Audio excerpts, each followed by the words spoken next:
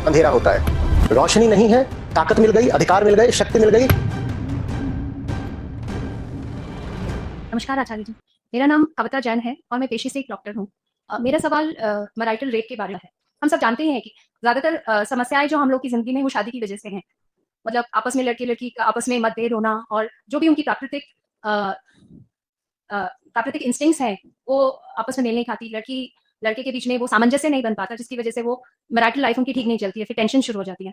तो अगर मान लीजिए सब लोग अपने आप को आत्मनिर्भर बनाते हैं और लड़के-लड़कियाँ ये डिसाइड करते हैं कि वो आपस में शादी ना करके they will meet once in a while and वो लोग मतलब basically I want to ask about out of marriage sex. तो अगर बीइंग अ गायनेकोलॉजिस्ट मेरे पास बहुत सी लड़कियाँ आती हैं जो कि आउट ऑफ मैरिज सेक्स की वजह से प्रेग्नेंट हो जाती हैं और उसके बाद फिर वो लोग अबॉर्शन के लिए आती हैं। इंटरनली मेरे को भी मतलब जज नहीं करना चाहिए, लेकिन internally I start judging them कि why can't they control themselves, why do they have sex before marriage. और हमारी सोसाइटी में इसको लेके बहुत स्टिग्मा भी है कि मतलब व्हाई डोंट दे कंट्रोल, मतलब once they meet why do they have to go directly to this thing.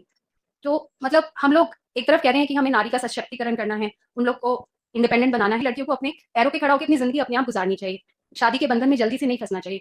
तो फिर अगर उनका आउट ऑफ मैरिज सेक्स होता है और फिर उनके प्राकृतिक इंस्टिंक्ट्स की वजह से वो सब चीज करते हैं, तो उसको कैसे हम लोग समाज में जगह देंगे?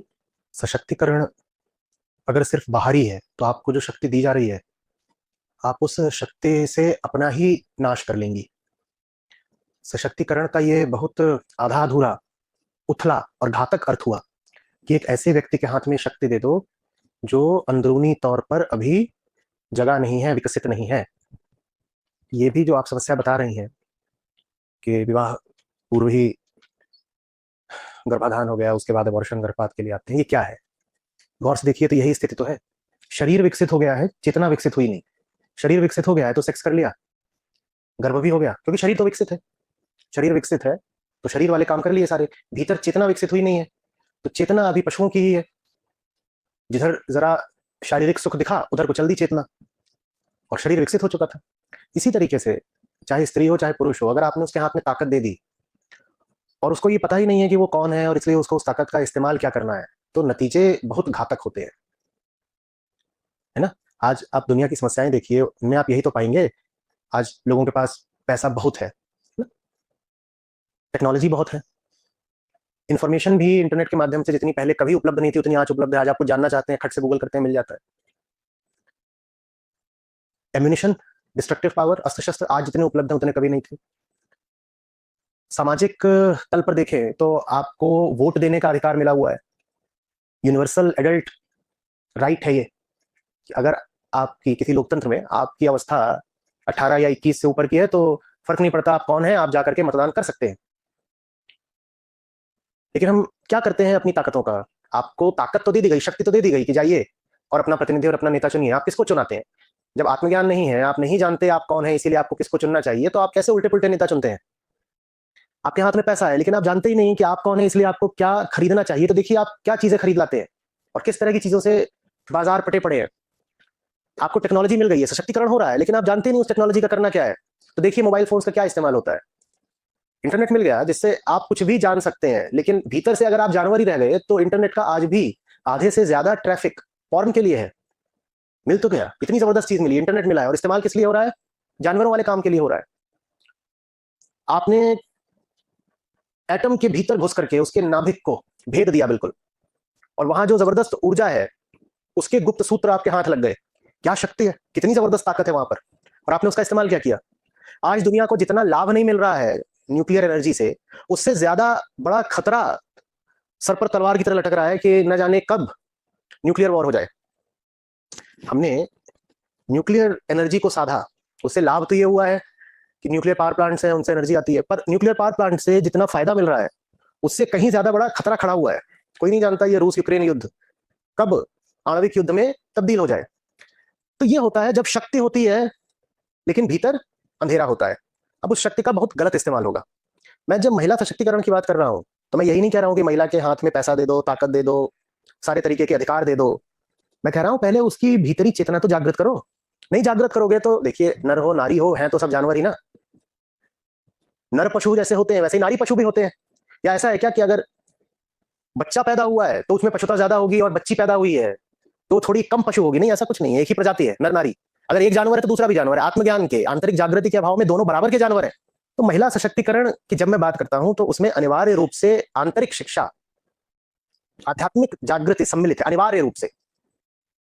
नहीं तो महिला के हाथ में ताकत आएगी तो वो उस ताकत का उतना ही उल्टा पुल्टा और घातक इस्तेमाल करेगी जितना कि पुरुषों ने अपने हाथ की ताकत का करा है। इतिहास में ताकत बहुत ज्यादा पुरुषों के ही हाथ में रही है, स्त्रियों को कम। पुरुषों ने क्या करा उस ताकत का? ज्यादातर तो उस ताकत का इस्तेमाल बर्बादी और हिंसा के लिए ही करा गया, यही करा गया है ना।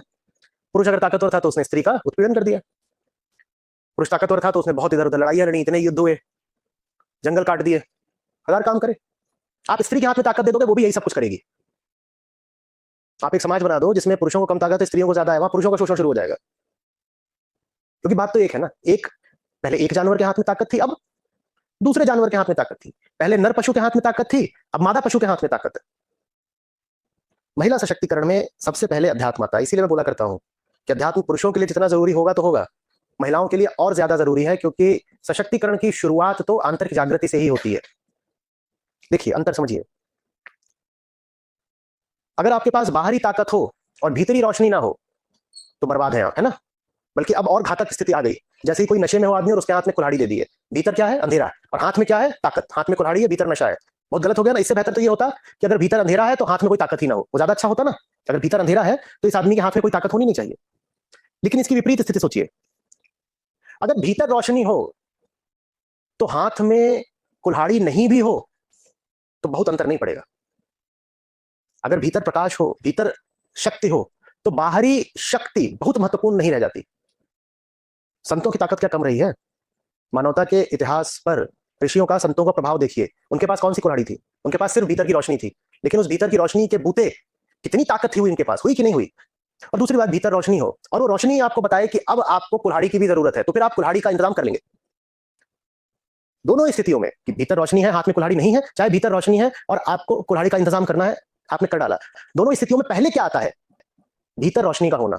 तो इसीलिए महिलाओं के सशक्तिकरण में भी पहले क्या आएगी बात? भीतरी रोशनी।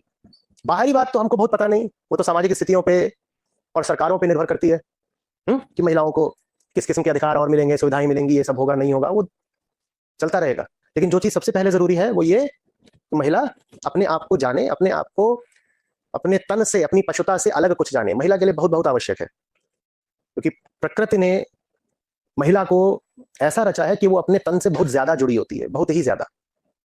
और यही वजह है कि वो बहुत बंधनों में जीती है। वो इस हद तक अपने तन से जुड़ी होती है कि वो अपने तन को ही अपनी शक्ति समझना शुरू कर देती है, अपने बंधन को ही अपनी ताकत समझना शुरू कर देती है।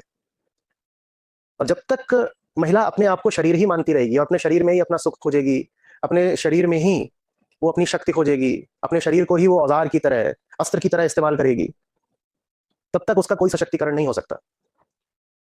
जितने भी शोषण करने को आतुर पुरुष होते हैं, वो खोज ही कोई ऐसी महिला रहे होते हैं जो बिल्कुल देह भाव में, बॉडी आइडेंटिफिकेशन में जीती हो।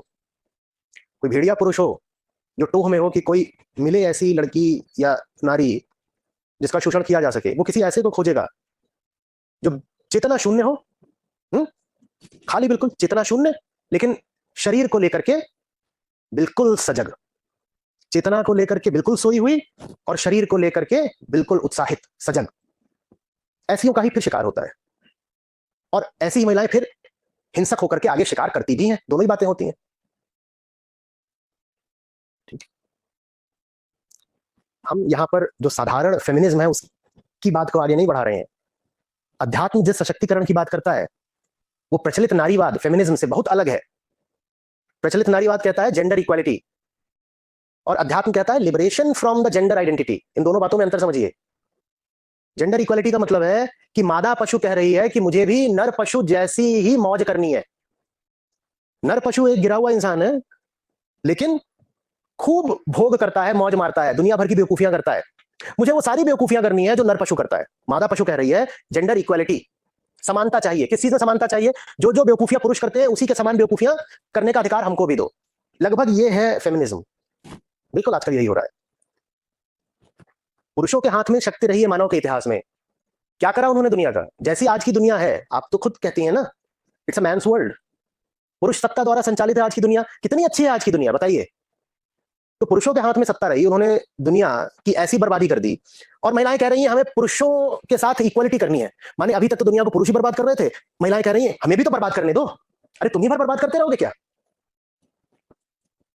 तबाही में हमें भी बराबर का हिस्सेदार होना है। यह है जेंडर इक्वलिटी। अध्यात्म जो कह रहा है बिल्कुल अलग बात है। वो कह रहा है, फिर से कहेंगे, लिबरेशन फ्रॉम जेंडर आइडेंटिटी। अध्यात्म नारी को यह नहीं बोलता कि तुम एक सशक्त नारी बनो। अध्यात्म नारी को बोलता है, पूछो अपने आप से, नारी की देह बने बने ही जीना है या अपने आप को चेतना रूप जानना है? यही कहती रहोगी बार बार, मैं महिला हूं, मैं महिला हूं। तुम महिला ही बनी रह गई, तो चेतना कब बनोगी? और चेतना नहीं बनी तो तुम्हें मुक्ति कब मिलेगी? फेमिनिज्म बोलता है be an empowered woman. Spirituality, अध्यात्म, विशेषकर वेदांत कहता है don't think of yourself as a woman because that you are not. क्यों जबरदस्ती तुम्हें महिला बनकर घूमना है? क्यों तुम्हें अपने शरीर के बंधन को और मजबूत करके रखना है?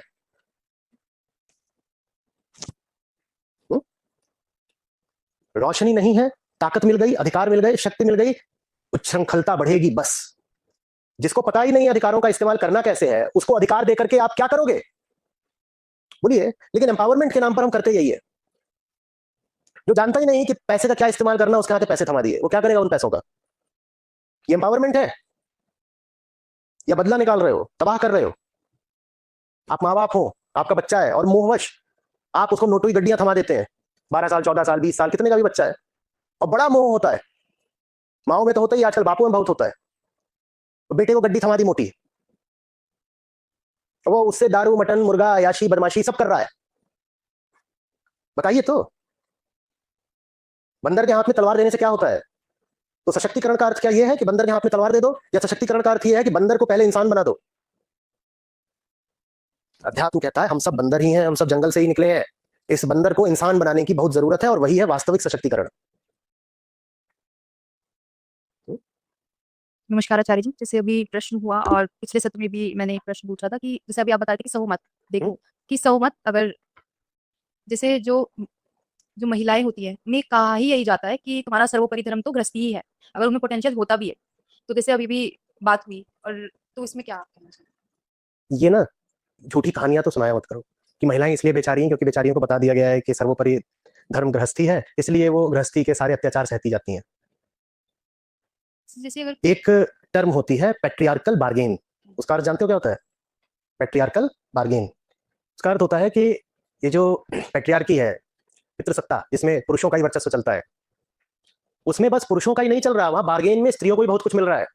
इसलिए ही तो दुनिया की आधी आबादी स्त्रियों के होते हुए भी पेट्रियार्की इतने समय से चली आ रही है, क्योंकि उसमें स्त्रियों का भी स्वार्थ सिद्ध हो रहा है। गृहस्थी कोई कम मौज की बात है? अगर स्त्रियों को बता दिया गया है कि तुम्हारा धर्म गृहस्थी है, तो ये बात उन्होंने सिर्फ बेचारगी में नहीं स्वीकार कर ली है, ये स्वीकार करने में उनका स्वार्थ भी सम्मिलित है। हाँ, वो बहुत बेहोश स्वार्थ है, बहुत अचेतन स्वार्थ है, बहुत मूर्खतापूर्ण स्वार्थ है, लेकिन स्वार्थ तो है। बस में चली हो, बस में कहीं जब रेलवे क्रॉसिंग होती है या ट्रैफिक जाम लगता है, तो वो नीचे आ जाते हैं, कोई चना बेच रहा है, कोई बिस्लेरी की बोतल लेकर के आ जाता है। वो सब कौन होते हैं? वो लड़के होते हैं। आप जब गृहस्थी में हो ना, तो सड़क की धूल खाने से बच जाते हो। दिल्ली की धूप में और धूल में वो सब करने की सोचो जो पुरुष वर्ग किया करता है दिन भर, ताकि वो शाम को घर में कुछ पैसा ला सके। ये सब कहानी करना बहुत आसान है कि महिलाएं बेचारी तो गृहस्थी में ही बंधी हैं। जब उन्हें गृहस्थी से आज बाहर निकलने का मौका मिलता भी है, तो अधिकांश महिलाएं निकलना बाहर चाहती ही नहीं। कौन बाहर की धूल फाकेगा? कौन बाहर के इतने कष्ट सहेगा? और बाहर बहुत कष्ट है। पुरुष वर्ग पर इल्जाम लगाना आसान है, मैंने भी बहुत इल्जाम लगाए हैं, मैं भी स्त्रियों के प्रति ज्यादा सहानुभूति रखता रहा हूं, लेकिन आप जैसा प्रश्न कर रही हैं, उस प्रश्न में पहले ये समझिए कि महिला अपनी दुश्मन स्वयं रही है। गृहस्थी में बंधना उसको भी बहुत पसंद है, तभी तो खूब पढ़ी लिखी सशक्त महिलाएं भी नौकरी वगैरह छोड़ करके पसंद करती हैं कि घर पर ही बैठ जाओ। कुछ बोल दिया जाता, कहते हैं बच्चा हो गया है तो इसलिए हम घर पे रहेंगे। अच्छा, बच्चा तो बड़ा हो गया, अब तो चले जाओ वापस काम पर। नहीं नहीं, कुछ पाना घर पर बढ़िया है। एक बहुत बड़ा वर्ग पैदा हो गया है जहां घर पर 2-3 तरह के मेड लगे हैं, नौकर लगे हुए हैं, मस्त बिस्तर है मुलायम वाला, उसके सामने बड़ा टीवी लगा हुआ है, एयर कंडीशनर चल रहा है। जब घर पे ये सब कुछ है तो बाहर काहे के लिए निकलना है? कमा कर लाने के लिए पुरुष है ही। मैं मजदूर स्त्रियों की बात नहीं कर रहा हूँ, भली बात जानता हूँ कि सबसे बड़ा वर्ग उन महिलाओं का है जो मेहनत कश है, जो बहुत काम करती हैं, जो पेट में बच्चा बांध करके भी ईंटें ढोती हैं, उनके प्रति पूरा सम्मान रखते हुए। मैं एक दूसरे वर्ग की बात कर रहा हूँ अभी। आप जिस पीढ़ी से आती हैं वो हर तरीके से लिबरेटेड है। हमारी डॉक्टर मित्र यहाँ पे अभी वो कह रही थी, गायनेकोलॉजिस्ट हैं, कि आपकी ही पीढ़ी की लड़कियां आती रहती हैं कि उन्होंने सेक्स कर लिया, खूब अबॉर्शन कराने के लिए आई हुई हैं। क्यों तब ये याद नहीं आया कि माता पिता ने धर्म क्या बताया था? इस बारे में तो उन्होंने कोई धर्म बताया होगा ना, तब नहीं याद आया। मैं नहीं कह रहा हूं जो धर्म बताया वो सही बताया था, पर जैसे आप कह रही हैं कि माँ बाप ने बता दिया कि गृहस्थी सबसे बड़ा धर्म है, हमने मान लिया, तो माँ बाप ने फिर उन्हीं माँ बाप ने उसी मुंह से ये भी तो बताया होगा कि शादी से पहले सेक्स ना करना भी धर्म है। तो वो बात क्यों नहीं मानी? बात सीधी है। जिस बात में स्वार्थ पूरा हुआ वो बात मान ली, और जिस बात में सुख जरा कम दिखा वो बात नहीं मानी। तो ऐसा नहीं है कि लड़कियां बेचारी तो बेचारी है, भेड़ है, गाय है, जिसने जहां चाह बांध दिया। ऐसा कुछ नहीं, जिसने जहां चाह बांध दिया। बहुत तेज होती है। सबकी बात नहीं कर रहा हूं, डिस्क्लेमर लगा के बोलता हूं हमेशा। ठीक है, ये बेचारगी का स्वांग छोड़ो। अगर पाती हो कि कष्ट में हो तो अपने जीवन का नियंत्रण अपने हाथ में लो। ये सब छोड़ो कि मेरी तो बुरी हालत इसलिए है क्योंकि माँ बाप ने मुझे गलत रूढ़ियां पढ़ा दी, मेरी तो बुरी हालत इसलिए है क्योंकि ये समाज ही बड़ा शोषक है। ये सब बहाने हैं, ये जिम्मेदारी से मुंह चुराने वाली बात है। आप महिला पैदा हुई हैं, पुरुष पैदा हुए हैं, अपनी देखभाल करना आपका अपना दायित्व है। आप एडल्ट हैं और किसी वयस्क की जिम्मेदारी कोई दूसरा नहीं उठा सकता। अपना शुभ अपने हाथ। बाकी बहाने बताने का, मजबूरी गिनाने का कोई अंत नहीं होता कभी। आपको